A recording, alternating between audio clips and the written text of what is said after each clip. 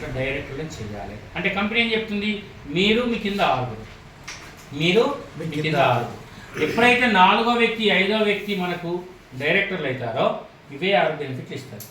7వ వ్యక్తి 6వ వ్యక్తి బెనిఫిట్ అవుతాడో డైరెక్టర్ అవుతాడో, డైరెక్టర్ అవ్వగానే 7వ బెనిఫిట్ ఇస్తుంది. దాన్నే ఇల్లు కట్టుకోవడానికి హౌస్ ఫండ్ అంటూ ఉంటుంది. ఈ హౌస్ ఫండ్ 3% 3 జనరేషన్స్ ఇస్తుంది.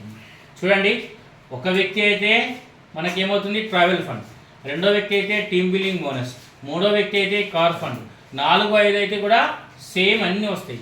6వ వ్యక్తి అవ్వగానే 7వ యాడ్ అవుతుంది హౌస్ ఫండ్.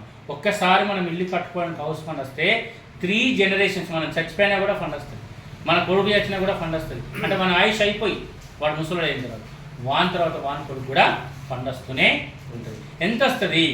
నెలకు ₹1,00,000 వస్తుంది. ఇది కూడా ఎంత వస్తుందండి? ₹1,00,000 వస్తుంది. చూడండి, 7 బెనిఫిట్ వచ్చినాయి. మన కింద మనము యూజ్ చేసినాము, మనము షేర్ చేసినాము. షేర్ చేసి వాళ్ళందరినీ డైరెక్టర్లను చేసినాము. డైరెక్టర్లు చేయాలంటే ఎంత?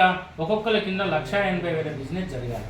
అంటే ఒకే రోజు చేస్తావా? కాదు, చేసుకుంటూ ఎవ్రీ మంత్ జమ అవుతూ పోతుంది. ఇది 1 నెలలో చేయొచ్చు, 2 నెలలు చేయొచ్చు, 3 నెలలు చేయొచ్చు. మనం తెలుసుకుంటే సంవత్సరం, 2 నెలలు, 3 నెలలు కూడా కావచ్చు. కంపెనీ ఎక్కడ నేను ప్రెజర్ చేయాలి, ఫోర్స్ చేయాలి. అయితే లేవని ఫోన్లు కూడా కంపెనీ నుంచి రావు.